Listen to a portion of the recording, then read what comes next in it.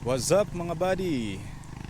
So for this video, bigyan ko kayo ng tips if first time nyo sumubok ng big bike. So stay tuned guys. So of course, before tayo makapagsimula, need muna natin mag-secure ng big bike. Kasi di naman tayo pwede mag-imagine na lang na nagmomotor tayo ng big bike, di ba? Dapat actual andyan. Yan. In the flesh. Okay? Tsaka dapat in good running condition ha. Baka mamaya madisgrasya kayo dahil wala sa condition big bike nyo. Then of course next, maghanap tayo ng place na tahimik. Like this one. Wala kasi masyadong dumadaan dito eh. Hindi ito main road eh.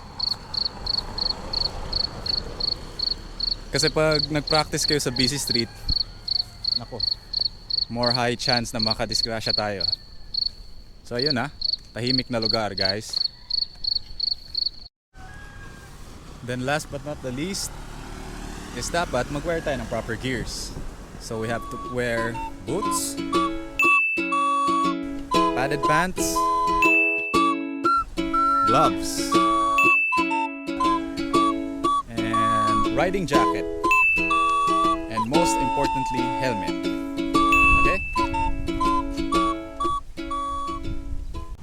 Okay, with that out of the way, pwede tayo mag-start.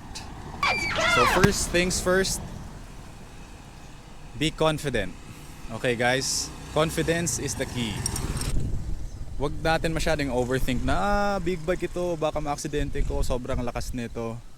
Actually guys, in my opinion, really not that different compared sa small bike.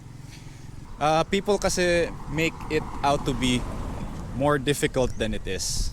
Sa totoo lang, in my personal experience, even I could say na mas madali i-drive yung mga lalaki compared sa maliliit.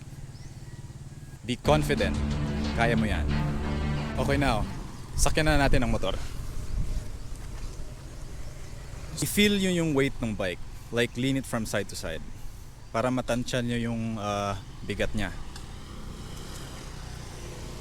Kasi if you're coming from a small bike, talagang at first, sobrang laki ng difference ng weight ng malalaking motor compared sa mga 150cc bikes.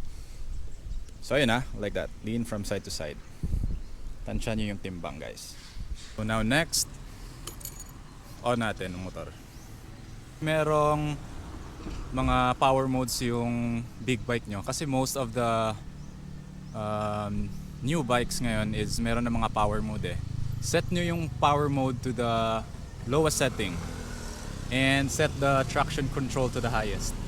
Kasi yung traction control, it prevents the wheel from spinning eh if sobrang lakas ng acceleration. So para iwas din sa disgrasya. Of course tayo, naka full power tayo, expert tayo. Next tip I would like to suggest is check the brakes.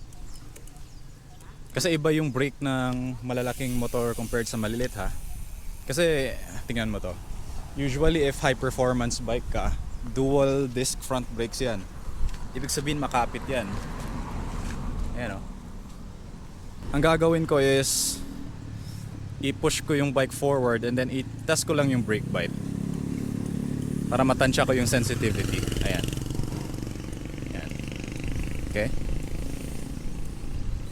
Then next, test natin yung kung saan yung clutch mag-engage. Kasi iba't ibang settings kasi ng clutch lever eh. Meron mag-engage like malayo, meron din mag-engage dito. Personal ko, which is sa gusto ko is dito siya mag-engage sa malapit. So set nyo lang. So okay, try natin. Let's put it in first. So tingnan nyo, check nyo kung saan siya mag-bite. Release nyo lang. Ayan.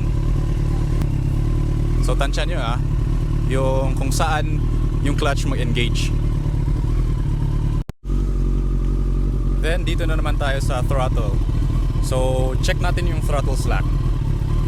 So again, personal preference kung anong gusto nyong throttle slack. So sa akin, I prefer na minimal throttle slack. Actually gusto ko wala eh. So ayan o, check nyo yung RPM. Konting piga ko lang, mag-rev na yung engine. Ayan o, konti lang yan o.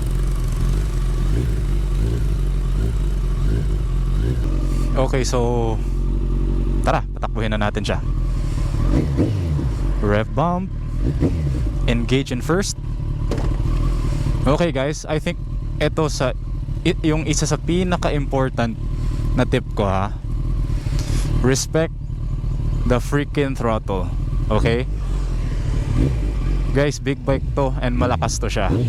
So, give very minimal throttle as possible and then gauge kung paano yung motor mag-react. Okay?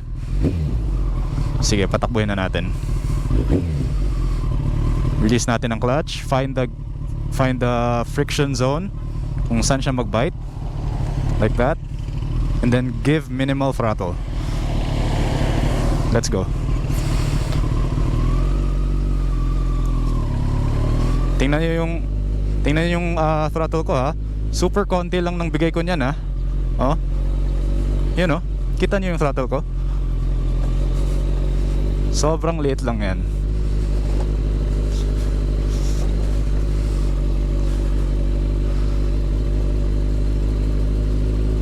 Kasi if bibiglayin mo, yun. Konti pa lang yun at check nyo guys ha paano mag-react yung bike ha. Konting twist ko lang yun ng throttle ha. Ayan ha. Talagang itatapon ka if mabigla mo. So once again, I can't stress this enough. Respect the throttle, okay? Throttle respect. So yan, konti lang. Konti lang. Switch to gear 2. Yun. Di ba basic na basic lang? Madalas kasing na-aksidente pag first time mag big bike kasi they don't respect the throttle. Akala nila ganun lang. As for this bike, this is 1400cc. So imagine, if i-twist mo yan, talagang tatakbo yan. Okay? If susundin nyo lang ng tips ko, in no time, magiging confident na kayo kung paano i-handle ang big bike. Peace out.